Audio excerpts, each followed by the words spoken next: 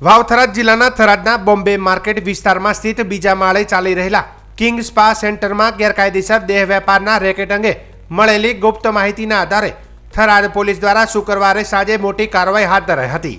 પોલીસે ડમી ગ્રાહકને મોકલી સમગ્ર વ્યવહારની પુષ્ટિ કર્યા બાદ સ્પા પર રેડ કરીને રેકેટનો પર્દાફાશ કર્યો હતો. ડમી ગ્રાહક દ્વારા ફોન પે મારફત રૂપિયા ચૂકવવાના વ્યવહારની પુષ્ટિ થતાં જ ટીમે સ્થળ પર પહોંચી તાત્કાલિક કાર્યવાહી શરૂ કરી હતી.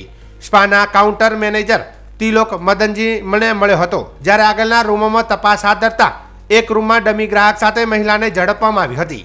ડમી ગ્રાહકે જણાવ્યું હતું કે શરીર સુખ બદલ 700 તથા 1800 રૂપિયા ઓનલાઈન ચૂકવવામાં કહેવામાં આવ્યું હતું.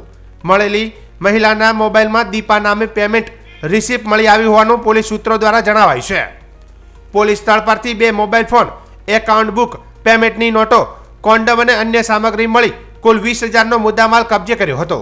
ઘટના અંગે સ્પાના મેનેજર તિલોક મદનજી ખારવાલ રહે બાલોત્રા, બાડમેર, રાજસ્થાનની ધરપકડ કરવામાં આવી છે.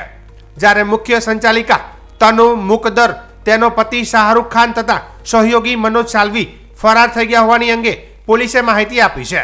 તમામ સામે ઇમરોલ ટ્રાફિક પ્રિવેન્શન એક્ટ હેઠળ ગુનો દાખલ કરી વધુ તપાસ હાથ ધરવામાં આવી છે.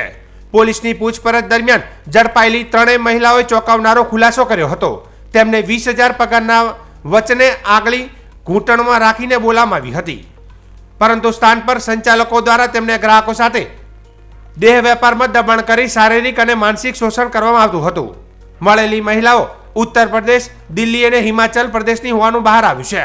આ રેડ બાદ થરાદ શહેરમાં ગેરકાયદેસર સ્પા સંચાલક અને તેમાં ચાલતા અનૈતિક કારોબાર અંગે ફરી ચર્ચા જાગી છે અને પોલીસ દ્વારા અન્ય સ્થળો પર કડક નજર રાખવામાં આવી રહી છે. થરાદ પોલીસ વિસ્તારમાં બોમ્બે માર્કેટ આવેલું છે.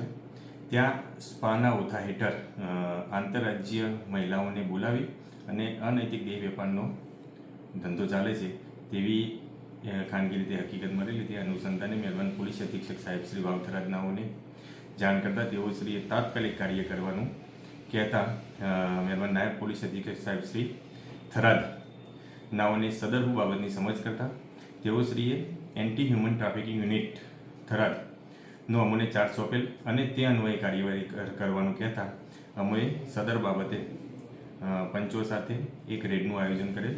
તેમાં ડમી ગ્રાહક મોકલીને બોમ્બે સ્પા છે ત્યાં બોમ્બે માર્કેટમાં કિંગ સ્પા કરીને આવેલું છે, ત્યાં પંચો સાથે રેડ કરતા ડમી ગ્રાહક અનૈતિક દેહ વેપાર કરતા સક્સેસ રેડ કરેલી છે.